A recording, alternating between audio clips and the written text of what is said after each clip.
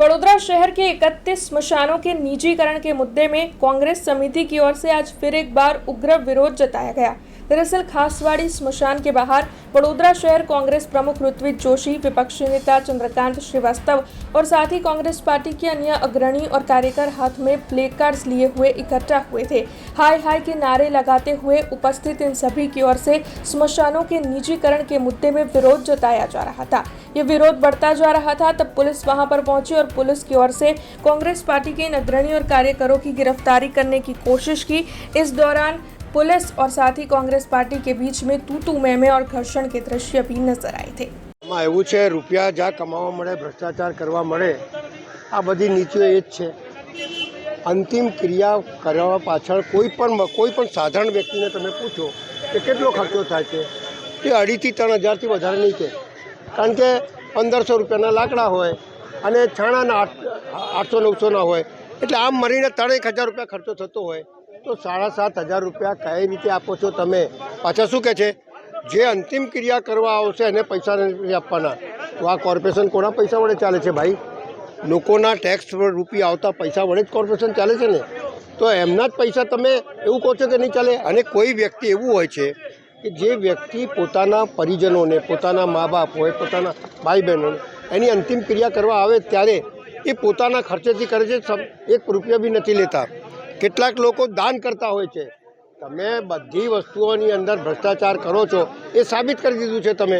અને આ मुर्दों के ऊपर भी कफन बेचकर भी पैसे कमाने का धंधा जो तुमने करा है ये बंद कर दो, कारण के लोगोनी लागणी दुबाय છે આની અંદર અને લાગણીની કોઈ કિંમત નથી હોતી।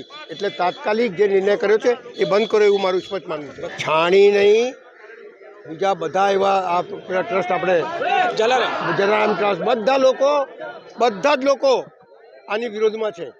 એટલે ધીમે ધીમે આગ જાગશે।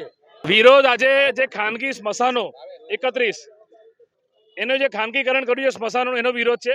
પણ આ સૂત્ર વાંચવા જેવું છે કે આ ભાજપના રાજમાં શું થઈ રહ્યું છે કે પ્લેન તૂટ્યા, રોડ તૂટ્યા નદીના પુલ। હજુ જો તમે બીજેપીને વોટ આપે તો એ એમની જિંદગીની સૌથી મોટી ભૂલ। આ વડોદરાની પ્રજાની વાત છે, આ જે પ્લેકાર્ડમાં લખ્યું છે।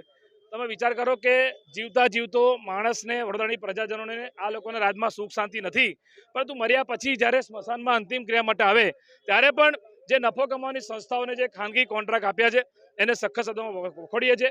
કોંગ્રેસ પાર્ટી અગાઉ પણ મ્યુનિસિપલ કમિશનને આવેદનપત્ર આપીને અમે વિરોધ પ્રદર્શિત કર્યો હતો, પરંતુ મને ખબર નથી પડતી કે આ લોકો કઈ ચામડીના માણસો છે। એમના ભાજપ કાર્યાલયથી પણ એમને જે આદેશ આવ્યો તો પણ ઘોડીને પી ગયા। અમને તો એવું લાગે છે કે આવનારા દિવસોમાં આ ભાજપના ધારાસભ્યો અને કોર્પોરેટરો જે અદબ પલાટી મોઢે આંગળી રાખીને બેઠા છે, જે ખાલી યસ સર કરવા આંગળી ઊંચી કરે છે, અરે ભાઈ તમને વડોદરાની પ્રજાએ ખોબરીને વોટ આપ્યા કે તમે પ્રજા માટે બોલશો, વડોદરા માટે બોલશો? તમે નથી પ્રજા માટે બોલતા, ભાજપના નેતાઓ નથી વડોદરાના હિતમાં બોલતા, માત્ર ક્યારે બોલે છે? જ્યારે ભ્રષ્ટાચાર કરવાનો આવે ત્યારે બોલે। અને એટલા માટે આ વડોદરા મહાનગર મેવા સદન થઈ ગયું। સ્માર્ટ સિટી કરતા વડોદરાના બીજેપીના કેટલાક નેતાઓ ભ્રષ્ટાચાર કરવામાં સ્માર્ટ થઈ ગયા। વિકાસ તો વડોદરાનો થયો નથી, વિકાસ ભાજપના કેટલાક નેતાઓનો થયો છે। આપણે સૌ જાણીએ છીએ વડોદરા શહેરના મેયરની બોલતી બંધ છે, મેયરે મૌન રાખ્યું છે, એક શબ્દ નથી બોલતા, કારણ કે મેયર કંઈ બોલે અને થાય કંઈ બીજું, કારણ કે એમને એટલું જ્ઞાન નથી। ડેપ્યુટી મેયર પર ભ્રષ્ટાચારના આરોપ, સ્ટેન્ડિંગના ચેરમેનને રાતે સપનું આવી જાય એટલે ખાનગી કંપનીને ભાઈ શું તમારા મળાથી આવો છે આમાં?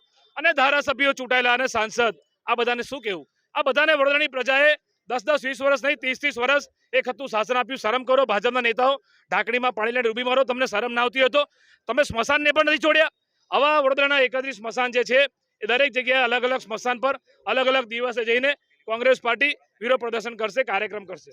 हमसे जुड़े रहने के लिए हमारे YouTube चैनल को सब्सक्राइब करें और नई वीडियो की नोटिफिकेशन के लिए बेल आइकॉन को दबाएं।